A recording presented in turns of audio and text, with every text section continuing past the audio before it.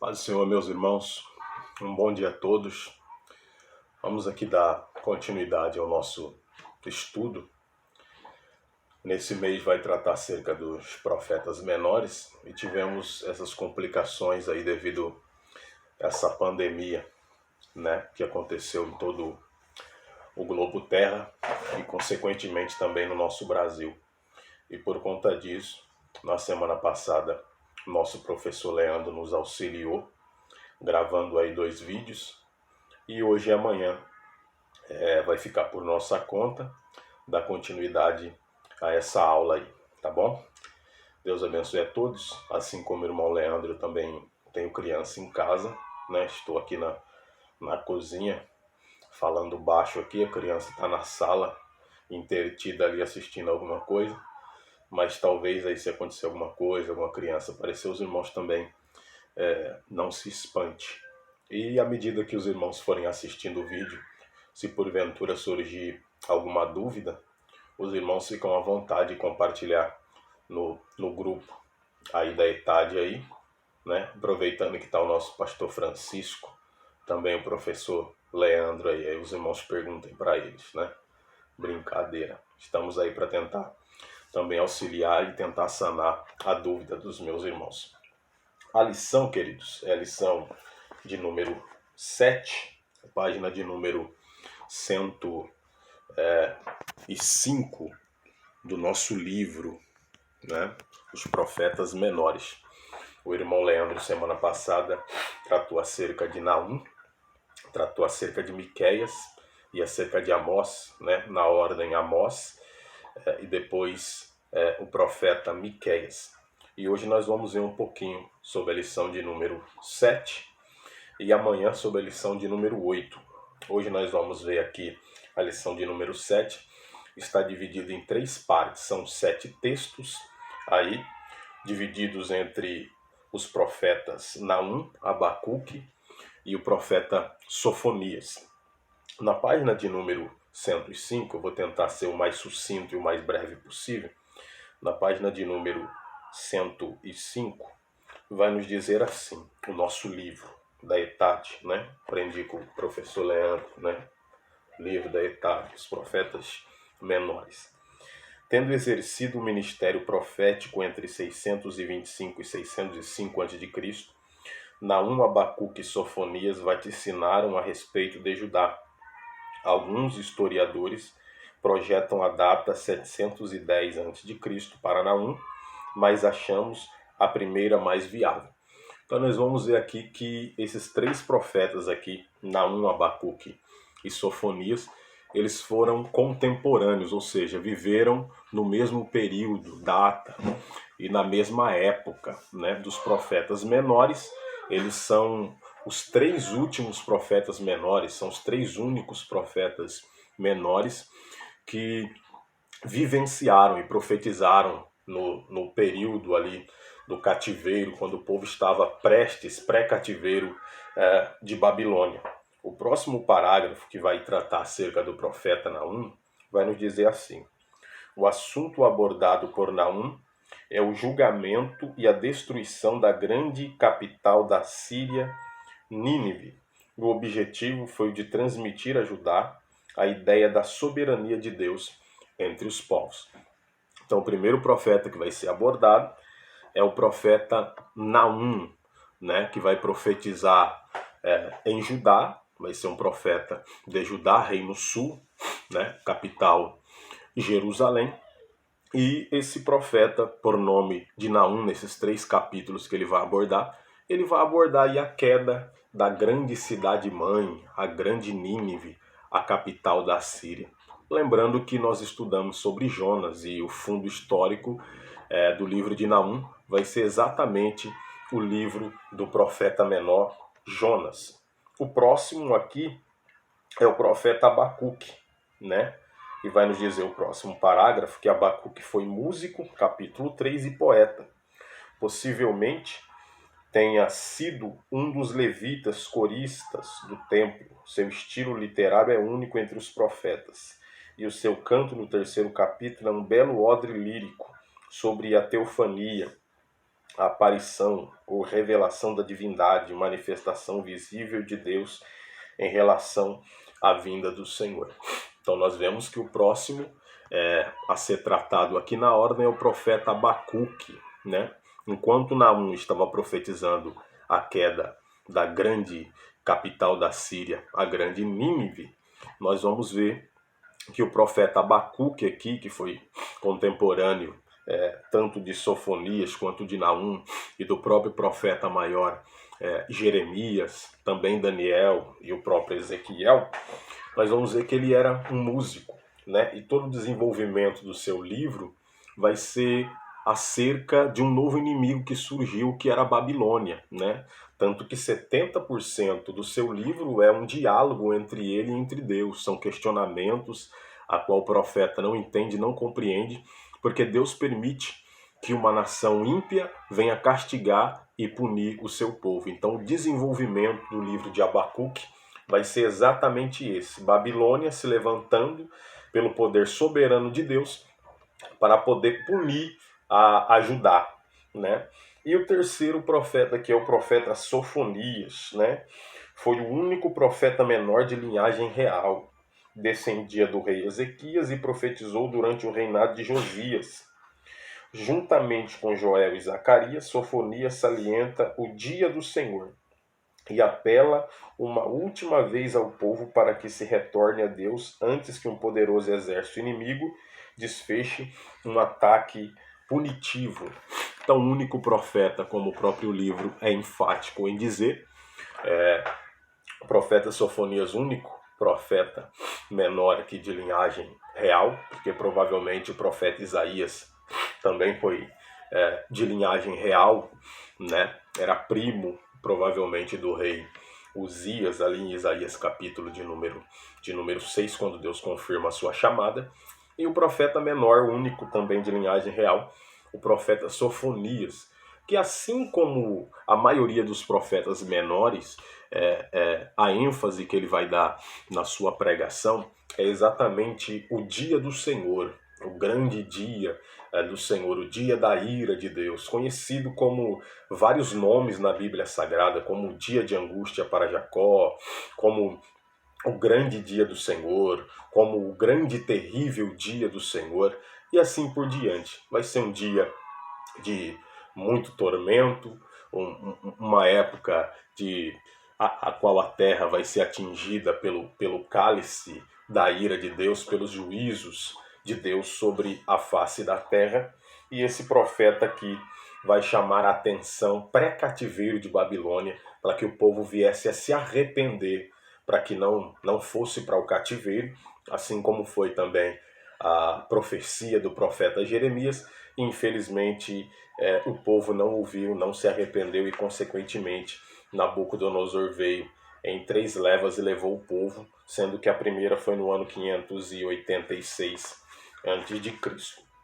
O texto de número 1, a qual vai tratar tanto o texto de número 1 quanto o texto de número 2, dando ênfase ao profeta Naum, vai nos dizer assim o primeiro parágrafo: o pequeno livro de Naum enfatiza uma grande verdade. Deus não se deixa zombar. Isso é um tema muito importante dentro do livro e um tema muito importante para nós alunos da ETAD. Aí os irmãos já compreenderam. Né? Então Deus, ele não se deixa zombar. O fundo histórico aqui, que é o próximo parágrafo, nos diz: Jonas pregara aos ninivitas, os quais se arrependeram, mas aproximadamente 150 anos depois disto, encontravam-se atolados novamente na iniquidade. Infelizmente, a conversão da grande cidade de Nínive durou pouco tempo, e agora Deus chama Naum para profetizar o julgamento e a destruição desta cidade. Dessa vez, não haverá oportunidade de arrependimento e a queda do Império Assírio é inevitável. Então nós vemos que a ênfase, né, me perdoe, estou bastante gripado, a ênfase do profeta Naum aqui vai ser a queda de Nínive. E o fundo histórico aqui é o livro de Jonas. O livro de Naum é uma continuação do livro de Jonas.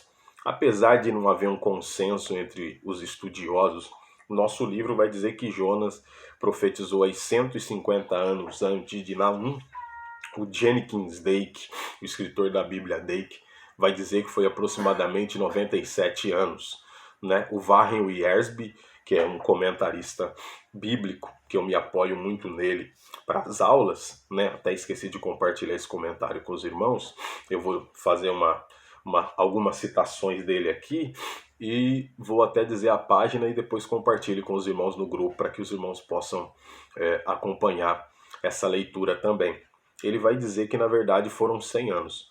Então percebam que a questão de datação ela é sempre incerta, principalmente se tratando do Antigo Testamento. Não dá para afirmar e ter certeza que é determinada data. Então é uma regra básica de hermenêutica que sempre aproximadamente. Então vamos ficar basicamente com o nosso livro que diz 150 anos antes, a qual Jonas profetizou, a cidade se arrependeu, o rei se arrependeu, mas que infelizmente esse arrependimento, como nós estudamos no livro de Jonas, ele acabou durando pouco. E em Naum, depois de aproximadamente um século, ele veio e vai profetizar agora a queda da grande capital da Síria, a cidade de Nínive, né?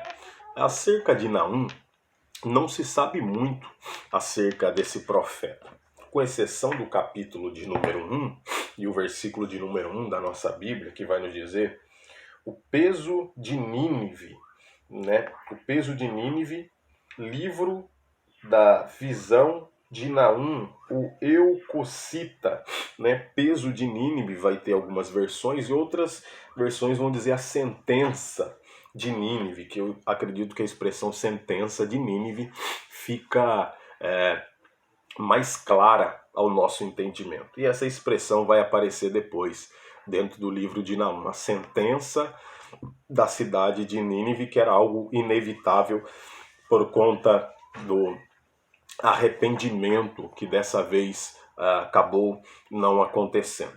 Então é um dos profetas menores que mais pouco se sabe acerca dele, o profeta Naum. A não ser a sua cidade, como vai dizer o texto aí, ele era da cidade de... Era um eucocita, da cidade de Elcos, né? Que era uma determinação meio... uma localização meio que incerta. Apesar do escritor Jenkins Dake dizer que ela ficava localizada a cerca de 40 quilômetros ao norte da própria cidade de Nínive. Então, muito provavelmente, Naum conhecia muito bem a cidade de Nínive, não apenas a sua fama, mas como morava próximo, né, 40 quilômetros ao norte ali, ele de fato conhecia muito bem a cidade poderosa, a grande cidade de Nínive. Nós vamos ver que ele vaticinou algumas profecias aqui. Ele foi um profeta de Deus que anunciou tanto a queda de Nínive, a capital do Império Assírio, menciona também a captura da cidade egípcia de Tebas, que ocorreu em 663 a.C. Essa cidade de Tebas aqui, vai dizer o escritor, o grande estudioso, comentarista bíblico, chamado o Champlin, né? Russell Norman Champlin, ele vai dizer que esta cidade é uma cidade que até hoje, quando você vai para lá, era uma cidade que fazia parte do Alto Egito, e quando você vai hoje visitá-la, hoje você vê apenas ruínas, né? E os arqueólogos que ali estudam e os próprios guias turísticos vão dizer que existiu esta grande e poderosa cidade chamada Tebas, mas que o próprio profeta Naum profetizou e vaticinou a sua destruição, o que se cumpriu também no ano 663. Prediz também a queda de Nínive, que aconteceu em 612 a.C., de modo que essas datas o situam em Judá, durante os reinados de Manassés, né, Amon, de Josias. Assim, seus contemporâneos devem ter sido Jeremias, Sofonias e também o profeta Abacuque. Então nós vemos aí como o nosso próprio livro dá lá no começo da página número 9, se não me falha a memória, Algarismo Romano, mostrando aí que o profeta Naum foi um profeta que profetizou em Judá, no reino sul. Então ele profetizou provavelmente na passagem dos 5 últimos reis aí de Israel, 6, né, 7 últimos reis aí de Israel. O Warren Wiersbe vai dizer que nos dias de Manassés, que foi um rei ímpio, filho do rei Ezequias, a qual Judá vivenciou um grande e poderoso avivamento. Depois o rei Amon, que foi seu filho, e o rei Josias, né, o último rei bom da história de Judá. E foi contemporâneo, provavelmente, do profeta Jeremias, do profeta Sofonias e Abacuque, que vão ser os próximos profetas que vão ser objeto do nosso estudo aqui. O nome do profeta Naum significa consolo. E isso é algo bastante interessante. O Warren Wiersbe vai dizer que consolo ou compaixão por conta da mensagem que ele estava profetizando, que foi a mensagem do extermínio, da queda da Síria, que acabou sendo um consolo para as demais nações e para Judá também. Lembrando que Israel havia sido já destruído, o Reino Norte já não existia mais, porque no ano 722 as tropas da Síria haviam tomado posse da terra e levaram eles para o cativeiro, foram para o cativeiro, apesar de ser um cativeiro dentro da própria terra, uma mistura ali, uma miscigenação das raças, trazendo povos de outros lugares e habitando Israel, tirando os que de lá estavam, levando para outros lugares, provocando assim essa mistura que deu a origem à famosa raça chamada raça dos samaritanos, que foi um embate até no Novo Testamento e um diálogo no Evangelho de João, capítulo 4, de Jesus, com aquela mulher a qual a Bíblia não menciona o seu nome, apenas a sua localidade, dizendo que ela era de Samaria. Então nós vamos ver que ele foi um profeta de Judá e consolo por conta da mensagem que ele pregava. Uma vez que Israel já não existia mais, e os irmãos vão se lembrar que Senaqueribe entra dentro de Judá, prevalece contra algumas cidades, 42, se não me falha a memória, cidades de Judá, e quando ele vai entrar em Jerusalém ali, o profeta da época era o profeta Isaías, o rei era o rei Ezequias, eles vão orar a Deus, e vai haver uma intervenção divina, né? Um anjo que desceu e matou 185 mil exército da Síria.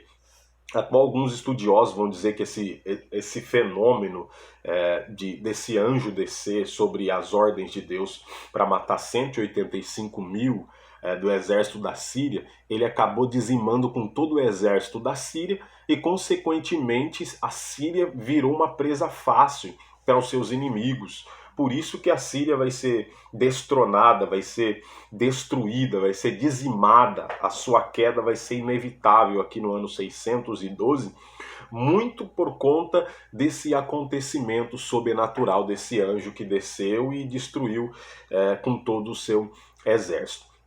Então, consolo, que é o significado do nome de Naum, acabou sendo um consolo para as demais nações por conta da sua grande adversária, a grande Síria, né? A mãe das nações, tão perversa e tão maligna que estava no topo das nações, aí era ela que mandava e comandava. Aí acabou sendo uma mensagem de consolo tanto para Judá quanto para as nações vizinhas, a qual o próprio escritor Warren Wiersbe, no seu comentário bíblico, ele vai dizer que só de soar o nome Assíria, os inimigos temiam e tremiam, tamanho as atrocidades que a Síria fazia. Era uma cidade que prometia, fazia tratado de paz, prometia e acabava rasgando a sua aliança simplesmente para tentar conquistar a confiança ali dos seus aliados, entre aspas, e depois acabavam matando, né, destruindo. O livro da Etade vai dizer que esfolavam eles vivos, arrancavam as suas peles, levavam para os castelos para poder servir de ornamento para o castelo a pele dos seus inimigos. E outras, entre essas outras tantas atrocidades que esse império tão terrível e brutal executava e fazia para com seus inimigos e adversários. Na página de número 108 do nosso livro, aqui da Etade, há uma citação bastante interessante aqui que eu gostaria de compartilhar com os meus irmãos, que diz: Judá deve celebrar, né? Nos diz assim o texto: a ruína total de Nínive é irreversível, e Naum anuncia aos judeus que devam se alegrar. Os exércitos assírios nunca mais entrarão na terra do povo escolhido. O homem vil, também, versículo 11, conselheiro vil, será totalmente exterminado. Alguns dizem ser este um dos reis do Império Assírio, possivelmente Senaqueribe. Sendo ele ou não, o resultado da aniquilação do seu povo continua sendo um fato da história. Olha o que nos diz a Bíblia Sagrada no capítulo 1 de Naum e o versículo de número 15.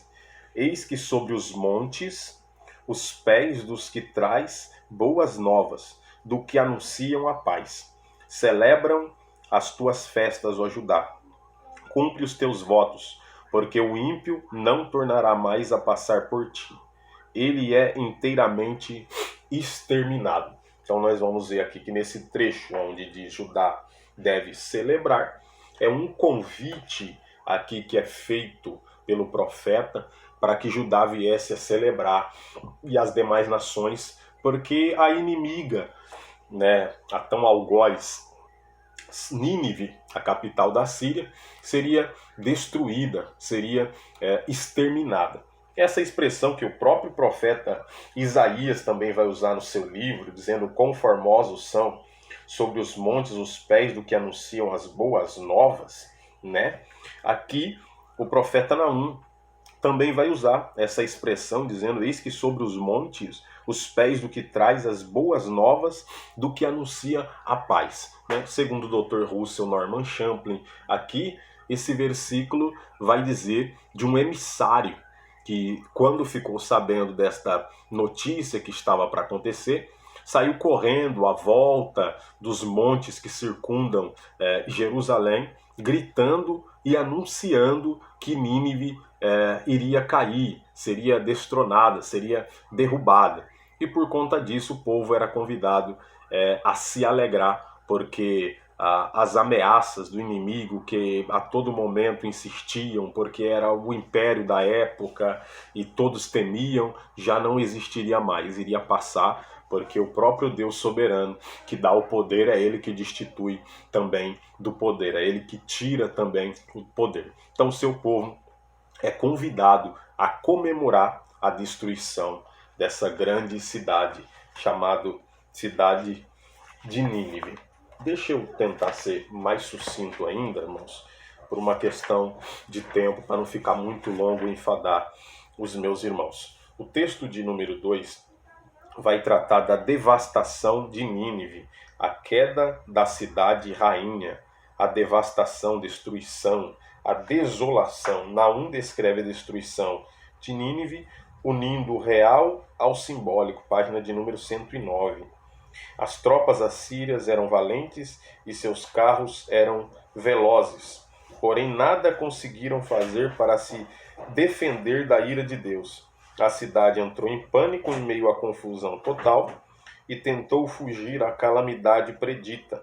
Os cidadãos corriam desesperados para os muros procurando liberdade, mas as saídas de escape estavam bloqueadas por seus inimigos, que de forma alguma estavam dispostos a recuar. Então nós vemos aí no capítulo de número 2, os inimigos, a tropa de Babilônia entrando dentro da Síria, e os moradores da Síria tentando fugir, tentando correr para os muros numa tentativa desesperada de fuga, mas que isso foi inevitável. Era Deus que estava levantando Babilônia. Em 612 a.C., os medos e os babilônicos uniram-se para atacar Nínive, e o Senhor usou-os para julgar a cidade perversa. Este capítulo é uma descrição vivida do que ocorreu segundo a visão que Deus deu ao profeta Naum. Então nós vamos ver que Babilônia nessa época estava em uma ascensão. Então eles vão se unir aqui com os medos e com os persas, e consequentemente o Senhor vai entregar a cidade de Nínive na sua mão, que vai cair por volta do ano 612, se cumprindo a profecia aí que foi profetizada pelo profeta Naum. Então, nós vamos ver aqui que o versículo de número 5, do capítulo 2, o versículo de número 4, nos diz: os carros se enfurecerão nas praças, chocar-se-ão pelas ruas, o seu parecer é como o de tochas, correrão como relâmpagos. Este se lembrará das suas riquezas, eles, porém, tropeçarão na sua marcha, apresentar-se-ão no muro, quando o amparo for preparado. As portas do rio se abrirão e o palácio derreterá. Olha como é preciso aqui a profecia do profeta Naum, descrevendo aqui a carruagem, os carros dos inimigos aqui. Vai nos dizer assim, Warren Wiersbe, no seu comentário bíblico, na página de número 504. O exército invasor era tremendo em número de homens, couraças, armas e carros. Versículo 3 e 4. Seus escudos já estavam vermelhos de sangue. Os carros eram como chamas ao correr de um lado para outro pelas ruas da cidade. E os soldados não encontraram dificuldade em matar o povo indefeso dentro da própria cidade de Nínive. O versículo de número 6 é um versículo muito interessante. Olha o que vai dizer. Capítulo 2 de Naum, versículo 6. As portas do rio se abrirão e o palácio se derreterá. As portas do rio se abrirão. Olha o que nos diz o comentário bíblico. Os invasores represaram o rio Cózer, que cortava a cidade. Depois soltaram a água, de modo que destruísse parte dos muros e algumas construções. Depois disso foi fácil para os medos e babilônios entrarem na cidade e assumirem o controle. Assim como diz o versículo 6 do capítulo de número 2, que eles desviaram aqui, as portas do rio se abrirão e o palácio derreterá. Eles desviaram, que era uma tática de guerra da época, desviar o leito do rio. E foi o que eles fizeram. O rio chamado Cózer, que era um rio que cortava toda a cidade de Nínive, eles desviaram esse rio, reteram as águas desse rio, e depois que as águas ali tinham muita água armazenada, eles soltaram, liberaram a água. Consequentemente, aquela pancada de água ali, consequentemente, ajudou a destruir parte dos muros e algumas construções. E assim, então, os exércitos inimigos de Babilônia entraram e prevaleceram contra a cidade de Nínive. A chaga será incurável, como vai nos dizer a página de número 110 aqui. Que era uma cidade sanguinária, cruel, uma cidade imunda, cheia de prostituição e de feitiçaria, que é um ponto muito importante para nós na hora da nossa avaliação. A chaga era incurável. Naum termina a sua profecia falando do sono fatal dos líderes da Síria. Os pastores dormem, isto é, estão mortos. Por isso as ovelhas correm confusas sem direção ou sem rumo. Os nobres também estão mortos e não há quem possa pôr a casa em ordem, né? Então, correram aí sem rumo, sem direção, não tinha o que fazer, né? A Síria foi comparada aqui pelo profeta Naum como um rebanho disperso, cujos pastores estavam dormindo. E se é o pastor quem orienta e que guia suas ovelhas e ele está dormindo, as ovelhas estão desorientadas. E foi o que aconteceu. Sem nenhuma orientação, desorientadas, desbussoladas, sem nenhuma diretriz, os inimigos invadiram e eles foram presa fácil dentro da sua própria cidade.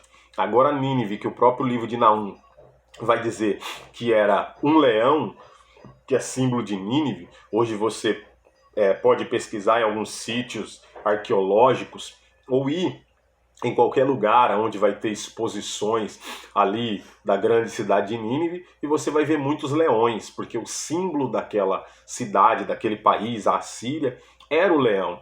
E o leão que tem uma característica que é de ficar espreita, né? Para poder esperar o momento oportuno para poder prevalecer contra atacar a sua presa. Assim era Nínive, da mesma forma. Mas que infelizmente agora o leão estava indefeso, sendo capturado e sendo destruído agora.